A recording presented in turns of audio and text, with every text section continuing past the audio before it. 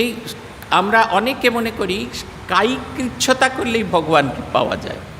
কায়িক কৃচ্ছতাতে ভগবানকে পাওয়া যায় না। একটা সহজ উদাহরণ দিই। আমরা যখন আমাদের সঙ্গে একজন পূজনীয় মাছ পুজো করতে যেতেন, তা পুজোর সময় তো হবিষ্যান্ন খেতে হয়।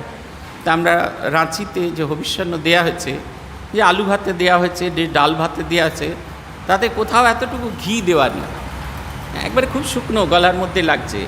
তিনি বললেন একটু একটু করে ঘি দেওয়া হোক, সব কিছুতে ঘি দেওয়া হতে থাকলো। এই ঘি দিয়ে যখন মাখা শুরু হলো, তখন সেটা খেতেও সুস্বাদু হলো, সেটা সহজে হজম হতে থাকলো। ঠিক সেই রকম ঈশ্বরের প্রতি ভালোবাসা, কোনো ভালোবাসা না তৈরি হয়ে যদি শুধু একটা সম্পর্ক তৈরি করতে যাই, সেই সম্পর্কেতে আর যাই হোক না কেন, তাই দিয়ে খুব সহজে ভগবানকে লাভ করা যায় না। ভগবানকে আমরা ভাই বলছি, বাবা বলছি, সন্তানই, যে আমাদের 5 রকম যে ভাব আছে, শান্ত, দাস্য, সখ্য, তারপরে এই সমস্ত যে ভাব, বাৎসল্য, মধুর, এই যে 5 রকম যে ভাব আছে, এই ভাবগুলো হচ্ছে ঘিয়ের মতো। ওই আলু ভাতের সাথে ওই ঘিটা সংযুক্ত হয়ে আছে। এই কোনো একটা ভাবকে অবলম্বন করে ভগবানকে রাখা।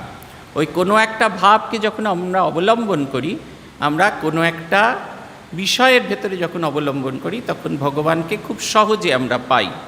নাহলে আমার সঙ্গে ভগবানের কোনো সম্পর্ক নেই, তাকে চিন্তা করে যাচ্ছি, একটা শুকনো নিরাধার বস্তুকে চিন্তা করে যাচ্ছি, দীর্ঘ সময় এটা আমরা টেনে উঠতে পারি না।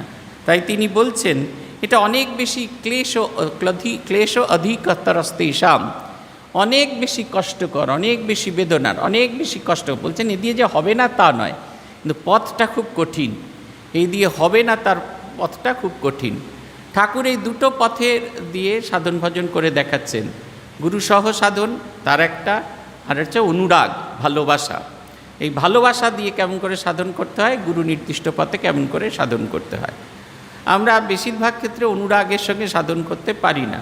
আমাদের গুরু নির্দিষ্ট পথে আমরা সাধন করি, কারণ আমাদের ওইটুকুই ক্ষমতা, এবং গুরু বলে দেন কীরকমভাবে ভালোবাসতে হয়। তিনি একটা চন্দন কাঠ আমাদের দেন, যেটাকে বলা হয় মন্ত্র, আর তার সঙ্গে ওই যে জপের পদ্ধতি, ওটা হচ্ছে জল, আর মনটা হচ্ছে চন্দনের পিঁড়ি। ওই মন্ত্রটা আর ওই জপের পদ্ধতিটা দিয়ে আমরা যখনই ওই চন্দন ঘাটটাকে ঘষতে থাকি, আপনা আপনি চন্দনের যে নির্যাসটা, সেটা জলের সাথে মিশে সেই সাদা জলটা, ধবধবে সাদা জলটা চন্দনে রূপান্তরিত হয়। তখন আমাদের সঙ্গে ভগবানের সম্পর্কটা সুগন্ধিযুক্ত হয়। সেই কারণে তিনি বলছেন ওভাবে যে হবে না তা নয়, কিন্তু পদ্ধতিটা খুব কঠিন। তাকে যত আমরা ভালোবাসতে পারবো, তাকে যত আমরা আপনার করে নিতে পারবো, তাকে ডাকাটা তত সহজ হবে।